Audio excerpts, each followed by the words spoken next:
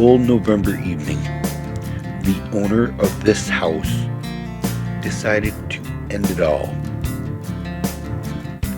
So he walked down this dark trail to a tree where he thought it was the end. You might know him as a brother, a father, or a friend. This is David Miller, and today you will know him as a scarred child to the point that followed him into adulthood, where he finally hit the edge, where he finally couldn't take any more pain, living in a dysfunctional home which affected him to the point of having to watch his mother go through mental and physical abuse while living in constant fear of his father, knowing that he couldn't help his mother at all, finally pushed him to the point where he couldn't take the pain any longer. David is here today to finally tell his story about how he decided to take his own life. He will talk about the events that led up to it and the repercussions that came afterwards. This is his story. My name is David House with HPI Production, and I am here with David Miller of Limitless. David, thank you very much for sitting down again. We did a little documentary last year. Yes, we did. And it touched a lot on child abuse, people who have been scarred in their lifetime, and how you help them. One thing that we did not discuss in the documentary was suicide awareness. And this is something that you do discuss with your Limitless members. So I would like you to tell everyone what your objective is and let everyone know what you're looking to accomplish right now, please. You know, I just want people to know out there that suicide is not the answer. No matter how bad it is, it's not the answer. It's not the solution. You know, it's a very selfish act. But, you know, I'm here to share something with a lot of you is that none of you would ever think. And what that is I actually tried to take my own life back in 2014, less than 24 hours after my mother passed away. She died in my arms. And I'm going to share that with you, but I'm going to tell you, I'm so thankful that I'm still here and that I'm still alive. Right. Not only for me, but for my family and for all the people I've helped, because life is a beautiful place. I'm going to tell you, though,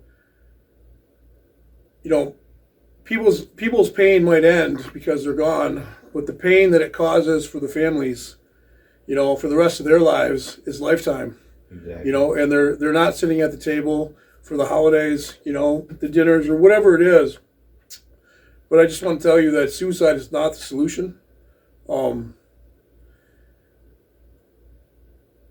reason why people actually get to that point is because of the pain that they're in. Right. They get to the point where they can't handle the pain no more, you know, and the only way to get out of that sometimes for some of them is actually to be gone. You know what I mean? Because they can't live anymore. The pain is so great. It just it takes you over is what it does. And if you are from the Ogdensburg area and you're watching this video, we all know so many people that have done this. You know, since we were teenagers up until the last 5 years, of how many people we've actually lost to suicide. Exactly. And, you know, I started getting, you know, with the program I run through Limitless and helping so many people that I try to help, so many people talk about suicide. And I've never shared this with people before in my life. I've never shared it. Only a few people know about this. And around the holidays seems to be a big deal for a lot of people. And that seems to be when a lot of people take their lives because they're sad, they're depressed, they've lost loved ones. You know, marriages have failed. People have died from cancer. They've lost parents, brothers, sisters, whatever, children. And a lot of people are so sad, you know, and it's, you know, and I understand. I do understand. I was there. Was I wrong? 100%. You know, it wasn't my day to die. Mm-hmm. It wasn't my day to die, you know? And the moral of the story is I'm still here. I got lucky, Mm-hmm. you know? And I don't want to be real descriptive about what went on, but I'm just going to tell it. Mine was because I had a lot of guilt. You know what I mean? I had a lot of guilt within me from a very young kid. Mm-hmm. You know, some of it I already put in the documentary, so I don't want to keep repeating everything, but I couldn't protect my mother from what she went through, so I carried that guilt my whole life. Right. I watched what she went through. We were poor, we were young, it was tough, you know. And the last 5 years of her life, I took care of her here at my home. She had 4 strokes. Mm-hmm. And I felt so guilty of my mother's life that she had no life. She was never happy, Right. you know. And I took that burden on, you know. And I don't call it as a burden, as in a bad thing, but I took it on the chin to where I felt as though I could have did so much more for her, and I couldn't, Right. you know. And so when she had passed away, all that guilt just hit me, you know, that, you know, I could have did more for her, Right. you know. And I've had so many people tell me, David, you couldn't, it wasn't your responsibility to do that. Well, there was no one else to do it. You know what I mean? There was no one else could help her, Right. you know. And so, you know, I made a very dumb decision, a very stupid thing. And it was 24 hours after she passed. And, you know, I just got done signing paperwork at Ferry's funeral home, Mm-hmm. making sure everything was taken care of, you know. But I kept having those thoughts in the back of my head, you know what I mean, of the guilt, you know, Right. and thinking I shouldn't be here no more, you know what I mean. And those thoughts get really strong, you know. You don't start thinking rational. And I ended up, from leaving there, I went to Lowe's and I bought 12 feet of rope. Now I live out in the middle of nowhere. Right. You know, I'm surrounded by woods. Mm-hmm. And I came home. And it was funny because when I got home, when I walked through my door, my mother's doctor had called me. Mm-hmm. And he asked me where I was. Right. And I told him, I said, I'm home, Doc. He goes, how come you're not with your family? I said, Doc, I'm tired. It's been a long week. And he says, David, you got any guns in the house? And my response to him was this. I said, Doc, I understand what you're trying to do. I said, but you can't save them all. And I hung the phone up. Wow. I walked out my back door. The phone started ringing again. I knew it was the doctor. I threw the phone on the ground in the snow, and it kept ringing. Wow. And I kept walking. And that night, for some oddball reason, there was no moon in the sky that night. It was completely black. For some oddball reason, it was completely black. Mm-hmm. And I kept hearing that phone ring. But as I was walking in the woods, you know, all I could feel, the message that I was getting was, just keep coming forward. It's almost over. Just keep coming forward. It's almost over. Wow. Now, I didn't know that the doctor had called my sister's house where everybody was. That's where my son was, my brother was, because I had came home. And I got to this tree. And it was the tree that I was supposed to go to. It was the one. And I got up in the tree. I got everything ready. And just as I was to put that noose around my head, just as I got it above my ears, the branch I stood on broke. Wow. And I fell 20 feet to the ground. My son was 15 feet in front of me when I hit the ground. And he started screaming his head off. You know, the troopers were here, the sheriffs were here, my brothers were here, my sisters were here. You know, long story short, you know, you end up going to the hospital, you're there for 3 days, they evaluate you, you know, they let you out, say you need to grieve this at home, be with your family. You know, I get all that, but this video isn't about me. Right. It's about me wanting to tell yous all out there that it's not the answer. Right. You know, I got lucky that branch broke. I got real lucky. Yeah, you did. Because the last thing, you know, I thought about this, I didn't want to be swaying in a tree in front of my son, for him to remember that the rest of his life, you know? Exactly. This has affected my, you know, my relationships with my children. It's actually kind of ruined them, you know? And we're talking 7 years ago. Right. You know, I'm still paying for it to a degree, but I just want to tell you all out there that one of the reasons I did not put this in my documentary, I didn't want to give anybody the idea that if you attempted it, you wouldn't succeed. Right. I didn't want to give anybody that idea. You know what I mean? Exactly. Because I got lucky. You know, and as I look back on it, you know, life is so short to begin with that, you know, you're all going to die someday. Mm-hmm. Can't you wait till your day Exactly. comes? Right. You know, I mean, it sounds stupid, but it's kind of funny, but it's kind of not. Yeah. But can't you wait? You know what I mean? Because there's a thing that I call, and it's called the riptide. Mm-hmm. And I really feel as though a lot of people get stuck in a riptide. Okay. And it doesn't matter how hard they paddle to get in the shore, you know, they can't get there. Right. They get swept back out into the deep, dark waters, and they got to start all over again. Well, that was my life for a long time. Mm-hmm. You know what I mean? My life for me just began really 7 years ago. Right. You know? But I want to say that the dark can consume you. It can consume your mind. Right. You know, depression can overrule your mind. You know, is there true evil out there? I mean, I think there is, but do we put evil in our own heads? I think we do. You know what I mean? Yeah. Do I think a lot of yous, you know, when it comes to thoughts of suicide, think that you're a burden to your family? I think you do. Do you think you're a burden to your children, your friends? You know, I think you do, because that's the depression playing in your head. Right. You know, you feel like you got no self-worth. You know what I mean? A lot of you self-isolate. You know, a lot of you cope. You know, but when you keep having thoughts of suicide, you know, it's not good. Right. You know, because I've noticed today a lot of people don't want to be bothered with someone else's problems. Right. They don't want to be bothered. They don't want to hear it. You know, a lot of people have become selfish today. Oh, yeah. You know, and it's sad because you may be that last person that individual, that person spoke to before they took their own life.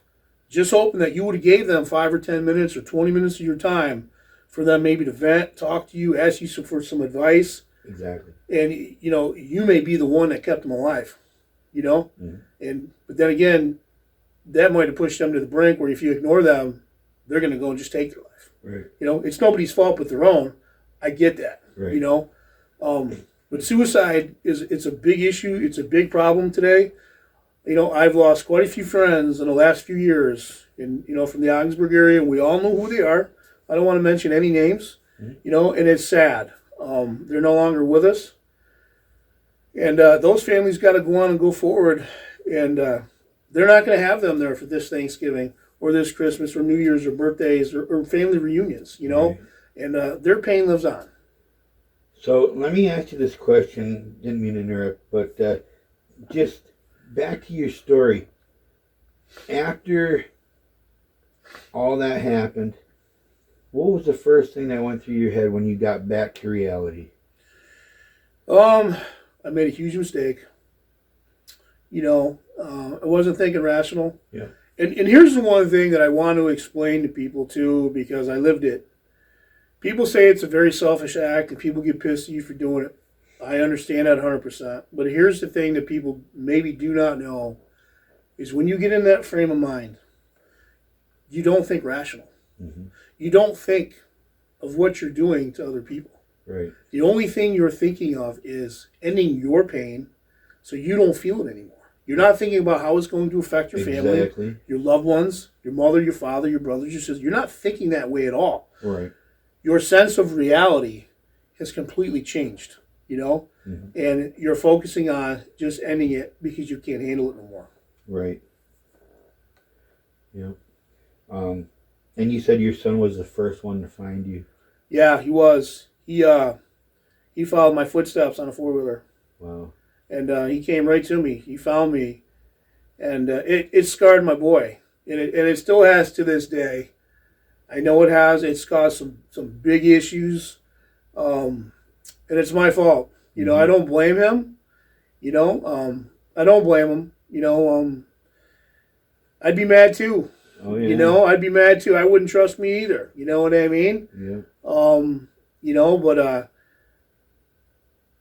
you know, I've asked for forgiveness. You know, I've said the I'm sorries. You know what I mean? But you know, you have to deal with the consequences once you do something like that. You know, but I'm glad I'm here. Exactly. I'm glad I'm still able to be in his life. You know what I mean? Right. And then I'm still here to see him every day because I would fucking never do it again. Yes. You know, and you know, I just want to say to people out there, you know, if you're struggling, man, go get help. Go get help. You know, if your friends don't want to listen to you, go to mental health. Go somewhere that's going to listen to you. Go to the fucking police station. Call reach out. Mm-hmm. You know, call fucking 911. Call whoever you need to call if you need to be picked up and go. Put yourself in somewhere for fucking 30 days and try to help yourself because it's not worth you taking your life, period, for any reasons whatsoever that you think are important. Because nothing's important enough to do that. Right. So, what kind of reasons do you think someone has when they're going through depression that would actually make them want to take their own life? It's sadness. Right. It's sadness, and it's just it's an accumulation of things. Their past, how they feel about themselves, how they think about themselves, what they think about themselves, because what you think about you is how you feel about you. Correct. You know what I mean? I mean, I've heard so many people say so many bad things about themselves. Right. But do you actually believe it? Because if you're believing it, I mean, there's a problem. But the first thing is you shouldn't say that about yourself to begin with. You know what I mean? Because let me tell you something. We're all the same. We all just walk down different paths in life. No one's better than nobody else. We all make mistakes. It happens in life. I don't care if you choose the right road or the wrong road. It happens. You know, at the end of the day, suicide is about pain. That's the common denominator. And I talk about that a lot through Limitless too. And it all depends on how you deal with it. Some people can't. And they take their own life, you know? And it's a sad state of affairs, but there are so many people out there that you would never think would take their own life. Oh, true. It's the person you see every day at the store, the gas station, Walmart, your coworker, your brother's friend, or your sister's friend, whoever. You would never think that they would ever take their own life, and they never show any signs of it. And then you find out the next day or 2 days later or hours later, the guy killed himself or the girl killed herself. It doesn't matter, you know? And there's a big percentage of those people out there that never show you. And I never showed it to nobody. Right. I never showed nobody. I didn't open up to nobody. I kept it hidden. You know, I didn't reach out to nobody. I was quiet about it, you know? But the pain got so strong with me, and I think the depression got so strong with me, and the guilt got so strong with me, I couldn't take it no more. So let me ask you this one question. If nobody else could see it, how'd that doctor know? I was talking to him in the hospital. Mm-hmm. And we had a couple talks when my mom was, you know, my mother was on her deathbed. And I had said a few things to him, and I think it piqued his interest. And the man wasn't stupid.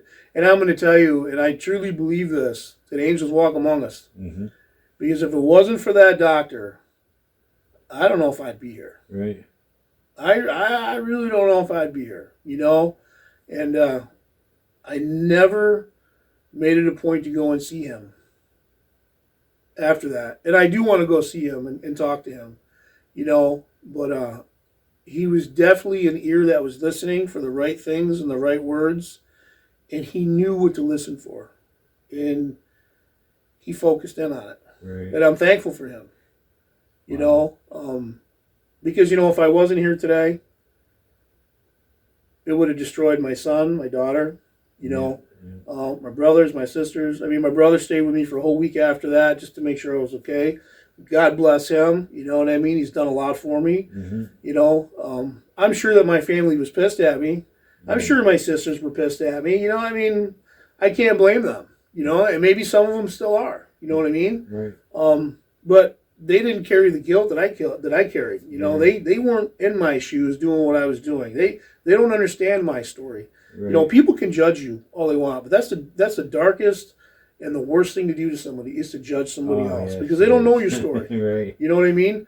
Live in my shoes and then tell me how you would feel, because a lot of people wouldn't be able to handle half of what I fucking dealt with in life, you know? Exactly. You know, and I won't lie about it, you know? I fucked up as a kid due to abuse. I was in and out of jail as a young kid. I've done my time, you know? I've been in and out of trouble, you know?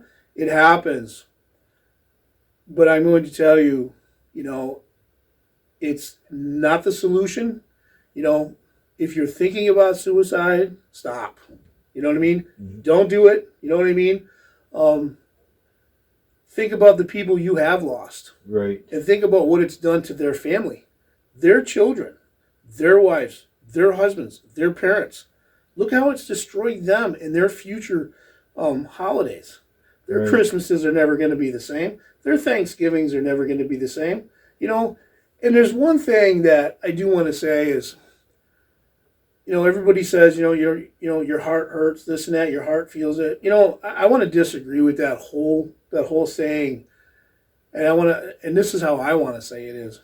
It's your spirit and your soul that's aching and hurting and crying out in pain. You know what I mean? Right. And that's how I feel. It's your spirit. You know what I mean? Because when you want to take your life, you're ending it. You're ending it. Your body, your mind, your soul can't take it no more. Right. You know? And there's a lot of people that I can guarantee you that have taken their own lives today, and I guarantee you they wish they never did. Yeah. And they wish they were probably still here. Right. Well,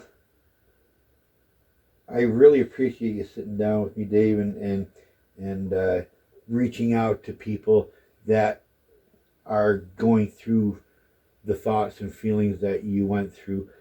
Closing thoughts. What would you say to somebody? Look right in that camera.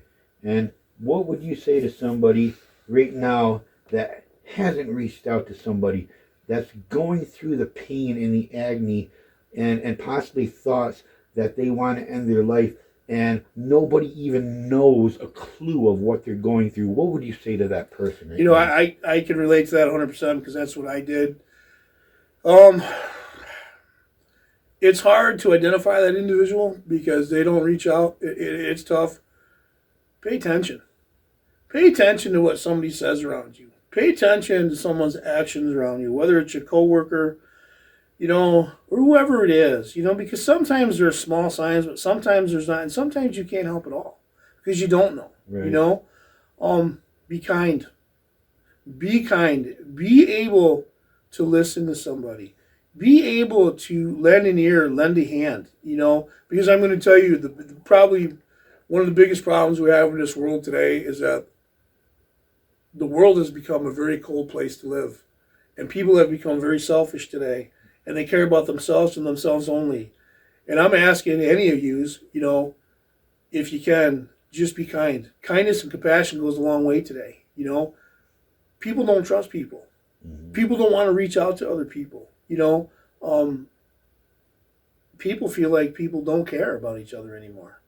The world has changed, and it's changed in a very negative way. Right. You know, and a lot of married couples or couples that are together, you know, they get divorced or whatever, and one wants to take their own life. You know, let me tell you, no one's worth dying for. Right. You know what I mean? You know, life goes on, and I'm going to tell you, you know, if you got problems in your relationships, fix it. Try to fix it. Yep. You know, and I think one of the biggest downfalls, I think, and probably one of the biggest problems in today's society, you know, with a lot of different things, is this thing right here. Yep. This thing right here. Because you know something? This thing right here, it takes you away from your family. It takes time away from your family, your significant others, and what's really important to you. When you're having a hard time with your husband or your wife, guess what? You're on that thing, and you're talking to somebody else. Because you can't talk to your husband, or you can't talk to your wife, you can't talk to your significant other, and it happens all the time. And it's a big problem, and it's a big issue. Right. You know, but at the end of the day, no wife, no husband, boyfriend, girlfriend is worth taking your own life. You know? Mm-hmm. And for me, what I would like to do going forward is I'd like to be a speaker about suicide. You know what I mean? Yeah. Whether it's share my story or show up to these meetings or whatever to help other people, because once you're gone, you're gone. Mm-hmm.